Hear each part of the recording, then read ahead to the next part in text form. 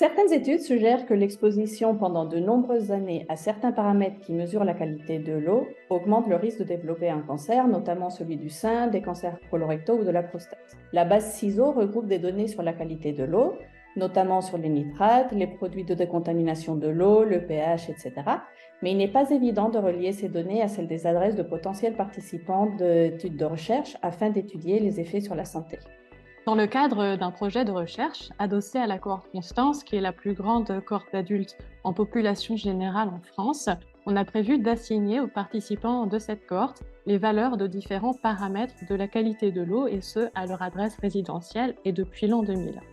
Or, le tracé vectoriel des unités de distribution de l'eau, qu'on appelle plus généralement UDI, ne sont pas millésimés et remontent au maximum à 2018. Il n'est donc pas possible de savoir par quels UDI étaient desservis les domiciles des participants. Donc, une autre méthode qui repose cette fois-ci sur une liaison au point de prélèvement le plus proche, en retravaillant les données d'adresse et de géocode, c'est-à-dire les coordonnées géographiques XY ne sont pas disponibles. Eh bien, cette méthode a été mise en place. Donc, le défi Localizo vise à comparer les expositions des participants en utilisant ces deux méthodes. L'objectif du défi, c'est de coder un script en R qui permette d'apparier les géocodes à la fois aux UDI ou aux points de prélèvement les plus proches et de comparer les expositions générées par ces deux méthodes.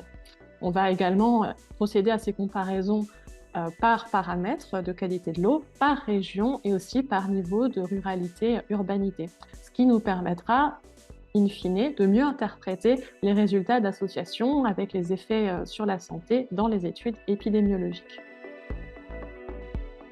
Cela permettra d'une part d'aider à la diffusion et à l'utilisation des données de consommation d'eau pour mener des projets de recherche en épidémiologie et en santé publique.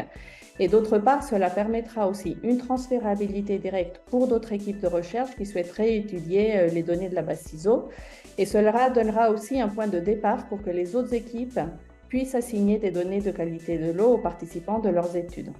Ils pourront aussi savoir les différences qui existent en fonction de la méthode utilisée, avec une documentation qui pourra être utilisée autant par les équipes de recherche, mais aussi par les producteurs de données.